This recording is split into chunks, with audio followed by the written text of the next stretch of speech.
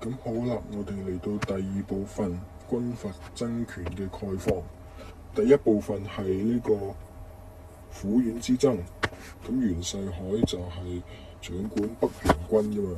咁佢死咗之後呢，就群雄無首啦。咁呢個北洋點呢？就由佢啲北洋軍嘅將領，例如段祺瑞同馮國璋咁。段祺瑞就做國務院總理，馮國璋就做副總統，而呢個黎元洪就做大總統啦。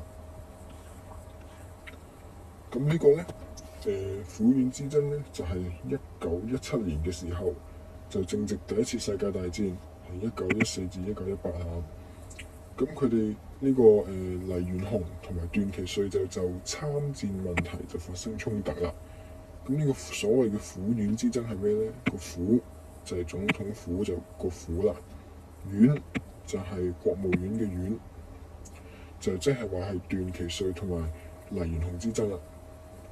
咁黎元洪呢個立場係咩啊？就反對中國參戰嘅，防止段祺瑞嘅勢力擴張啦，亦都係罷免咗呢個段祺瑞嘅職務，鞏固總統嘅權力。段祺瑞就係力主中國參戰，乘機擴充軍力啊！就正如呢個黎元洪所講，咁亦都係希望架空黎元洪，獨攬大權啦。好啦，咁段祺瑞呢就號召佢嘅支持佢嘅督軍進京，脅迫國會去通過參戰議案。呢個黎元洪，你冇軍隊，咁我哋用我軍隊嘅實力嚟脅迫你啦。咁之後呢，黎元洪就話我唔會俾你得逞嘅，就免去佢國務院總理嘅職務。咁呢，段祺瑞嘅行動就係話呢，佢就去到天津，策動擁護佢嘅督軍宣布獨立，就進軍北京啦。喺呢個時候呢，冇軍隊嘅黎元洪呢，就急召呢個安徽督軍張輝入京調停啦。咁點不知呢，呢個張勳呢，一入到嚟，原來係另有目的嘅。佢就即刻解散國會，擁立清帝復辟。你見佢呢個呢，所統領嘅軍隊呢，係叫邊子軍。咁即係咩？就係清朝嘅時候，清朝人就需要係剃髮留辮。咁所以呢，佢既然嚟到呢個中華民國嘅時候，都唔剪去佢嘅辮，即係話佢心係清朝啦。咁原來一入到嚟呢，仲搞多單嘢俾佢嘆，就係擁立清帝，清帝溥儀復辟啦。咁呢，段祺瑞又有呢個藉口咯，就組織討逆軍。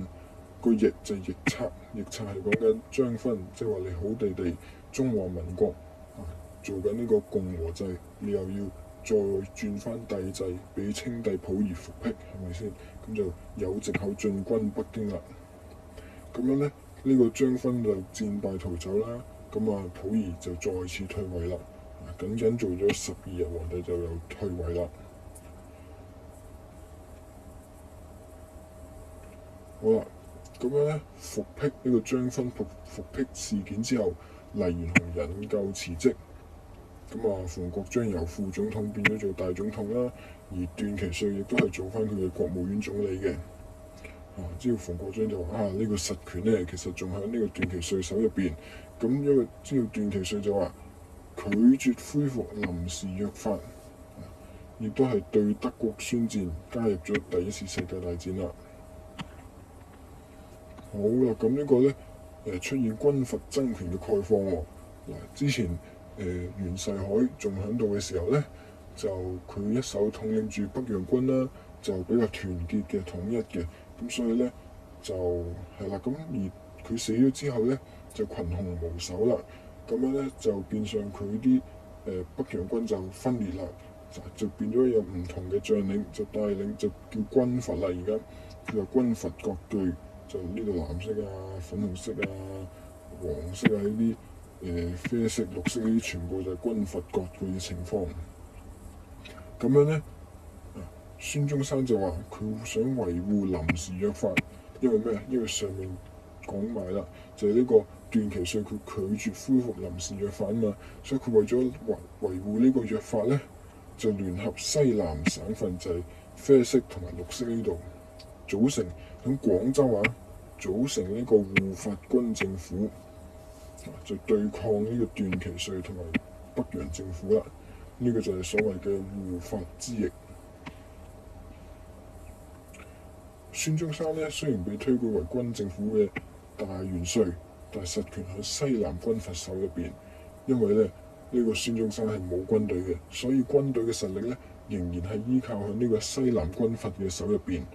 咁所以咧，佢又見到呢個西南軍閥只為私利，無心護法，咁佢就唯有辭職離開廣州。咁所以呢個護法之役咧係失敗嘅。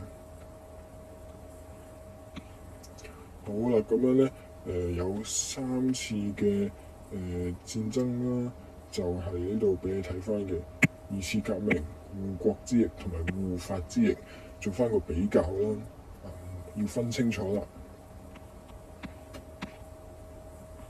好啦，咁啱啱都講到啦，北洋軍群雄無首，咁啊出現呢個軍閥割據混戰嘅情況。